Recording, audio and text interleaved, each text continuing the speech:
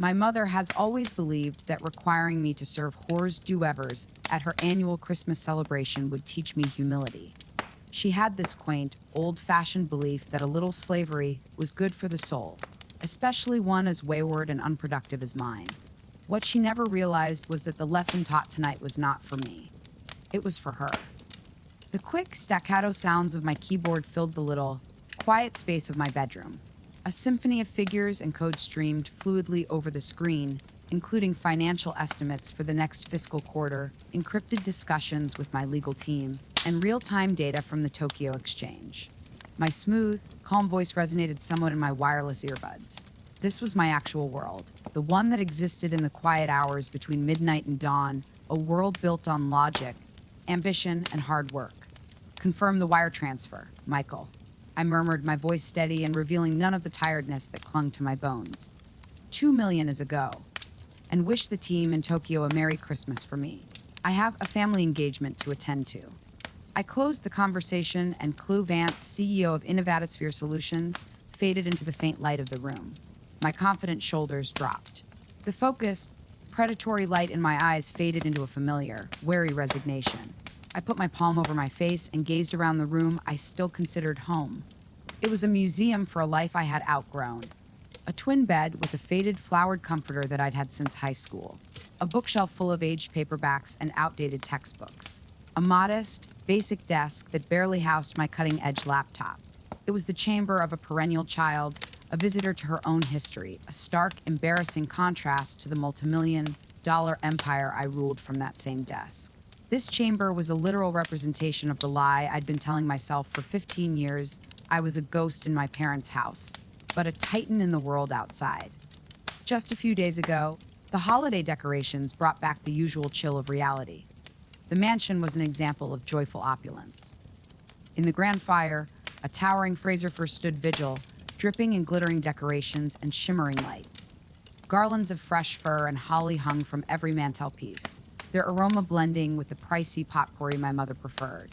It was a picture of domestic perfection, fit for a magazine, with the exception of me on my hands and knees, scrubbing a tiny, invisible smear from the sparkling hardwood floor. Martha, my mother, entered the kitchen dressed in cashmere and jewels. Her flawlessly coiffed silver hair remained stationary as she observed the area. Her eyes, the same calm blue as mine, did not land on me, but rather on the point where my hand was fiercely cleaning. "Hurry up, Chloe," she murmured, her voice cold and devoid of emotion. It was the same tone she had used with the hired workers. "The guests will be arriving in a few hours. And remember, the simple black dress tonight, the one from the department store. We don't want you drawing any unnecessary attention to yourself. You know your role." My role. I was really familiar with it. I was a background character in my parents' grand play. I was the quiet, efficient aide who kept the drinks full and the empty plates disappearing as if by magic. My father, Richard, shuffled past, his gaze fixed on the finance section of the Wall Street Journal. He scarcely acknowledged my presence on the floor. "Josh called," he told my mother, a proud smile curling the corners of his eyes. "He's hitting the slopes in Aspen with the Vanderbilt's son. Said the powder is incredible this year. That boy certainly knows how to network, always surrounding himself with the right people." They referred to my younger brother as if I were a piece of furniture, incapable of hearing or feeling. Josh is the golden child, the affable, social son who had majored in communications and now had a vague but impressive-sounding marketing job, primarily subsidized by our father's allowance. He was their pride and delight, the live embodiment of their social goals. I said nothing. I just kept cleaning, the rhythmic motion providing comfort. My jaw was stiff, and a dull ache appeared behind my eyes. This was the one thing my riches couldn't beg their acceptance. Their love. The simple acknowledgement that I, too, was their child.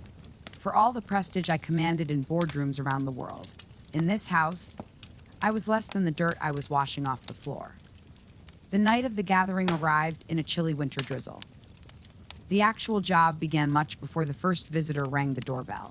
My world was a split screen with unfathomable contrasts. One half, visible only to me, represented the climax of a 6-month, high-stakes negotiation.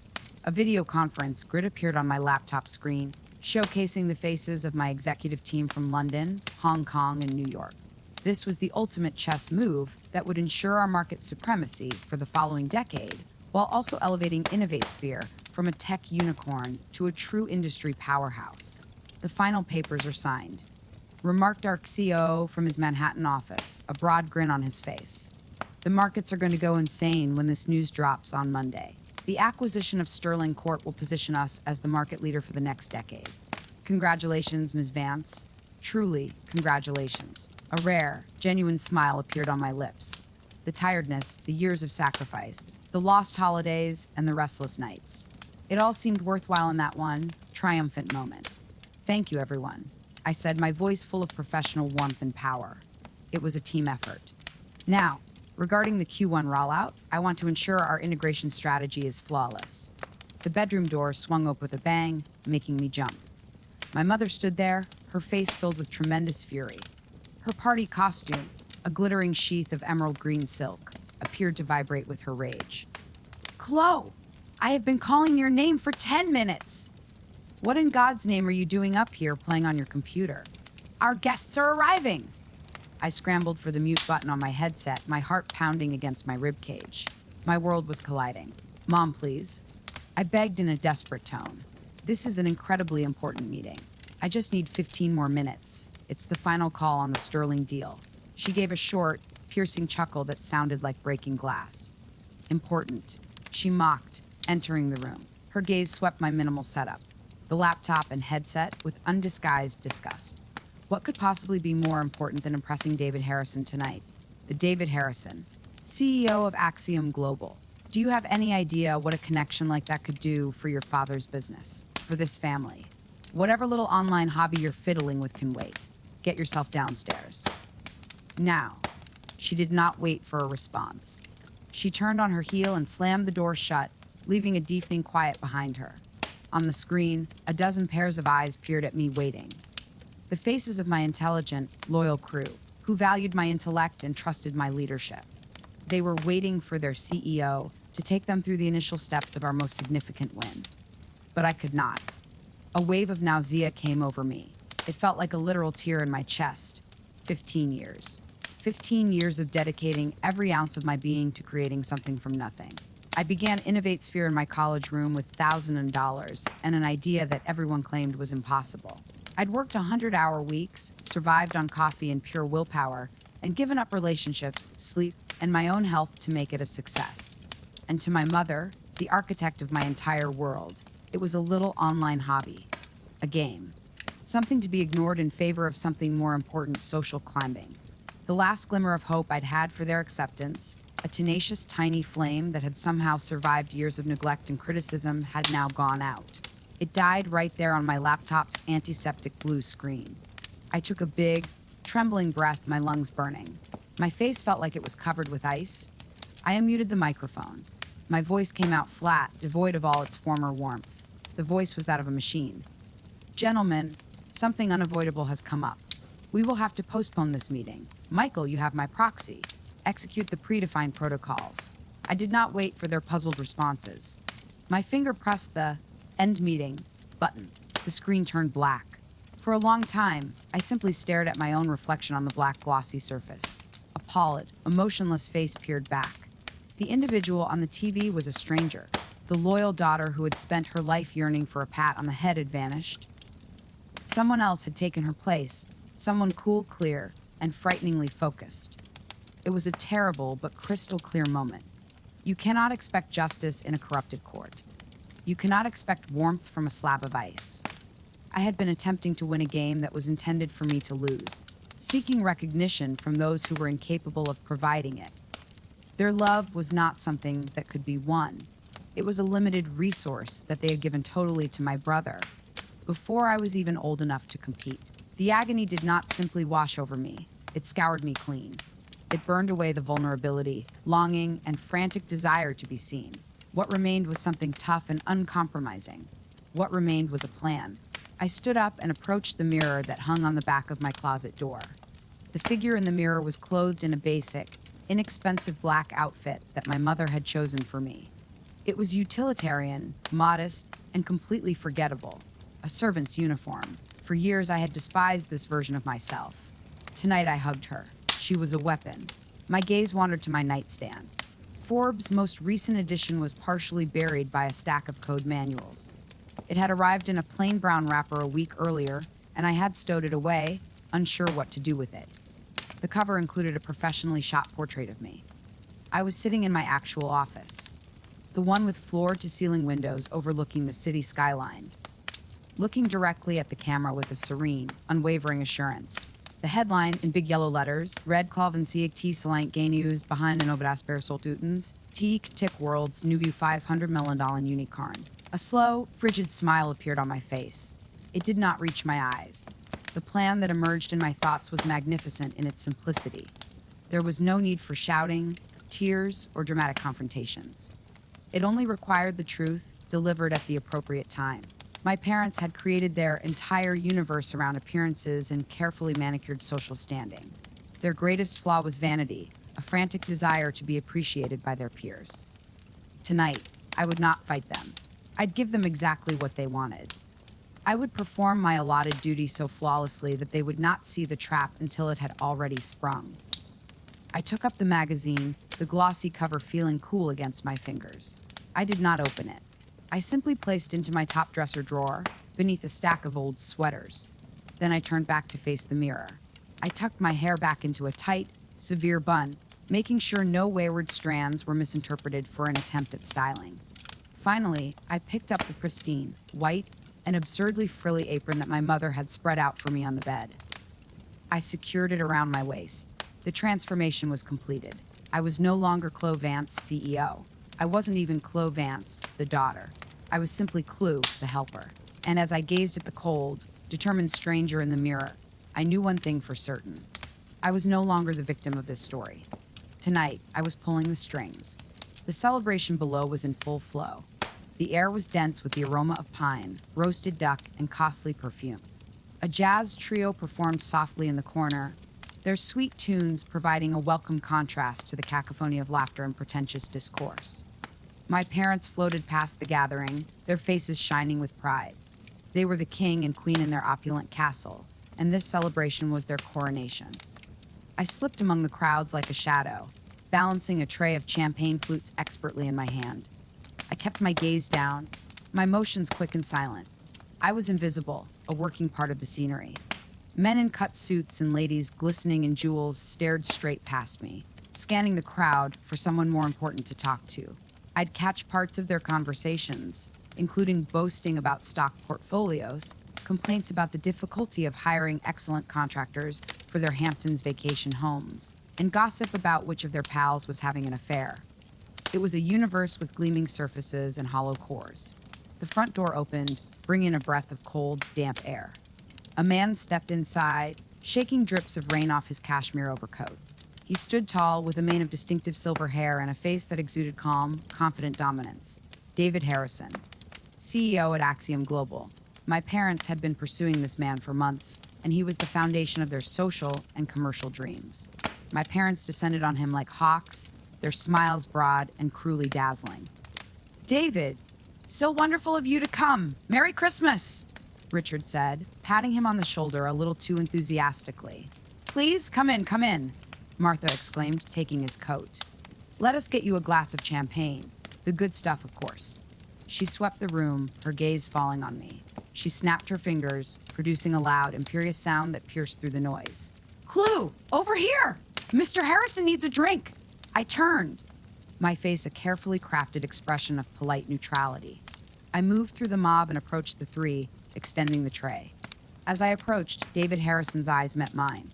For a split second, his rehearsed, pleasant smile slipped. His eyes enlarged almost imperceptibly as a glimmer of recognition, followed by great perplexity, passed his face. He recognized me. Of course he recognized me. Last week, we spent 3 hours in a video conference finalizing the specifics of a strategic alliance between InnovateSphere and Axiom's technology division. He was about to speak and pronounce my name. I glanced squarely at him, keeping his sight for a short, intense instant. I offered a small, quite undetectable shake of my head. It was a whispered, desperate request to play along, please. Harrison, a man who had not risen to the top of business success without a good awareness of nuance and power dynamics, read the situation immediately. His expression of surprise faded and was replaced by one of veiled fascination. A shadow of a smile appeared on his lips. He stretched out and plucked a glass of champagne off my tray, his fingers brushing against mine. "Thank you," he murmured with a deep groan. He looked at me, but he was speaking with my parents. Martha, entirely clueless, smiled as if she had just orchestrated a big diplomatic win. She put her arm through Harrison's. "David, you simply must meet Judge Albright and his wife. They've been dying to talk to you about your new initiative in Singapore." She took him away into the center of the party, leaving me behind. The remainder of the hour was a haze of serving beverages and cleaning plates. From my invisible vantage point, I saw my parents parade David Harrison around the room, displaying him like a prize trophy. I could see the wheels churning in my mother's mind. Everything was proceeding according to her big plan. Harrison was delighted, the guests were impressed, and the Vances were firmly established at the top of the local social structure. She only needed one more flourish, one last small demonstration of her home control, to round out the ideal evening. She spotted her moment as I was refilling a guest's wine glass near the fireplace. "Chloe?" Her voice was suddenly loud, piercing, and meant to carry across the room. The entire conversation ended. Every head turned towards us. I froze as the wine bottle hovered over the glass. "Be careful," she said, her voice tinged with fake irritation. "You've just spilled a drop on the new Persian rug." Honestly, child, so clumsy. Some things never change, do they? That was a lie. I had not dropped a drop. My hands were completely steady. But the truth did not matter. The stage was set. This was my public humiliation, the point in the evening when she reminded everyone of my inferior status. I stood totally still, my gaze locked on the ground. I did not defend myself. I didn't say anything. I let the humiliation sweep over me like a cold, familiar flood. This was her trap, and I was marching straight into it. Or rather, I was allowing her to stroll into mine. She gave David Harrison, who was standing nearby, a tight, regretful grin. "You'll have to forgive us, David. That's our daughter, Chloe. She's a bit slow on the uptake, but she has a good heart. We're still trying to find her way." My father, the dependable second in command, nodded gravely. "Yes," he replied, his voice full of Fuck's paternal knowledge. "She helps us out around the house. A simple job, suits her abilities, you know." That was it. The final and perfect insult. The climax of a lifetime of being overlooked, ignored, and belittled. "It suits her ability." David Harrison quietly set his untouched champagne flute on an adjacent table. The little clink of glass on what seemed like a gunshot in the otherwise silent room. The friendly, polite mask he had worn all evening slipped off. What remained was an expression of utter bewilderment. He looked from my parents to me and back again. "Martha, Richard." He began, his voice calm, but with an edge of steel that demanded complete attention. "I must confess, I'm a little confused. Perhaps you could clarify something for me." He stopped, allowing the silence to extend, attracting every eye in the room. Then he raised his hand and pointed right at me. "Why is the CEO of Innovate Sphere Solutions, one of the most important strategic partners, I signed a $2 million preliminary deal with just last week the woman whose face is on the cover of this month's Forbes magazine serving you drinks in your home?" Absolute, crushing silence. The world came to a stop. The jazz trio faltered in the middle of a note. Someone gave a gasp. The only sound was the crackle of the fire in the hearth. Every single attendee, including my parents' distinguished acquaintances, swiveled their heads to look at me. Not through me, but towards me. For the first time in that house, I was noticed. I stared as blood drained from my mother's face. Her triumphant smile froze, broke, and eventually disintegrated, leaving behind a slack-jawed expression of sheer, frightening incredulity. Her exquisitely manicured hand rose to her throat. My father's mouth expanded and closed like a fish, but no sound emerged. The Wall Street Journal, which he used as a prop and sign of financial knowledge, suddenly appeared like a child's toy. The intricate social tapestry they had created over decades had been set flame by a single, indisputable fact. Slowly and deliberately, I reached behind my back and unfastened the strings of the frilly white apron. I released it and let it fall from my fingers. A stark white surrender flag fluttered to the floor, landing on the beautiful Persian rug.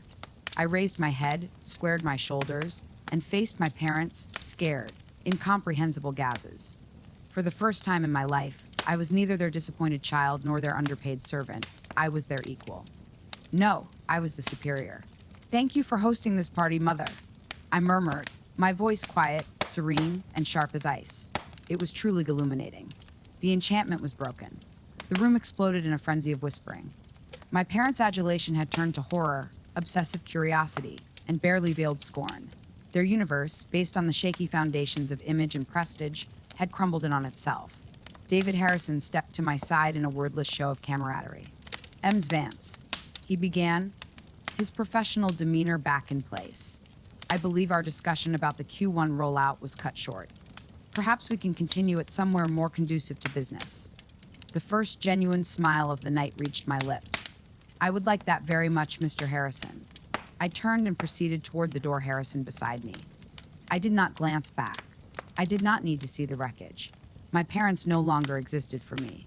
They were ghosts now, haunting the remains of their own celebration. As we stepped outside into the chilly night air, leaving the commotion and humiliation behind, I felt a deep sense of relief. I sat in the sumptuous leather inside of Harrison's town car and watched the city lights pass by the window.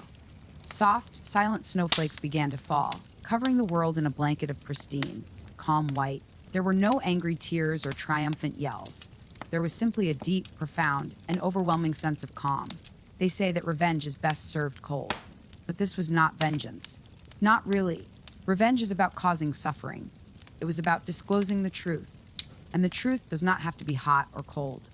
It simply needs to be seen. That Christmas Eve, I did not just walk out of a house. I stepped out of a jail that I had not even aware I was in. The invisible bonds of obligation, filial duty, and a frantic, childlike desire for approval had all been broken. As the automobile drove away, propelling me into an entirely my own destiny, I felt absolutely and utterly free for the first time in my life.